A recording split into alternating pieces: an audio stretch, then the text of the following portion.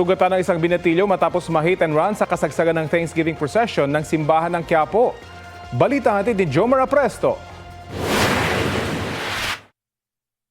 Sa bodycam video, kita ang pagresponde ng Raha volunteer sa isang nakahandusay sa Quezon Boulevard sa Quiapo, Maynila, pasado alas 12 ng hating gabi kanina. Ang 13 anyos na lalaki, biktima raw ng hit and run. Naganap ang aksidente sa kasagsagan ng Thanksgiving procession ng simbahan ng Quiapo.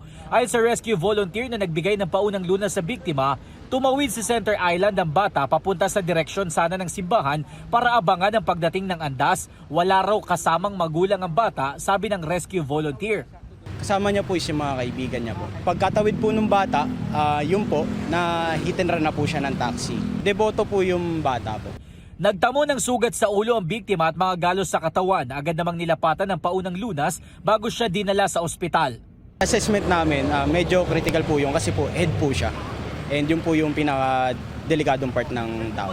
Naikipag-ugnay na raw ang mga otoridad sa magulang ng bata para maipaalam ang nangyari. Magkakaroon naman ng investigasyon ng pulisya upang matukoy ang pagkakakilanlan ng taxi driver.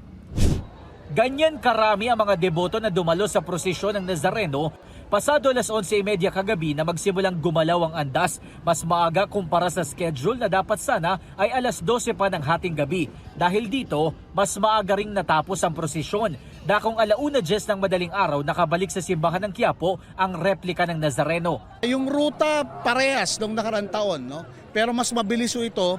Primarily, ang tingin ho namin dito, nagwo-work yung effort ng simbahan na pakiusapan ng mga deboto na mas maging solemn ang pagdiriwang. Sa ngayon ay wala pang datos ang Quiapo Church pero base sa Manila Police District, abot sa 8,000 ang bilang ng mga deboto. Maliban sa insidente ng hit and run, naging payapa raw sa kabuuan ang naging prosesyon. Dahil na rin po ito sa pagtutulungan ng simbahan at ng kapulisan po natin. More or less around 600 po yung ating dineploy na personnel from Manila Police District and of course from NCRPO. Kasunod nito, patuloy ang paghahanda ng pulisya para sa nalalapit na traslasyon ng Poong Nazareno sa ika-9 ng Enero.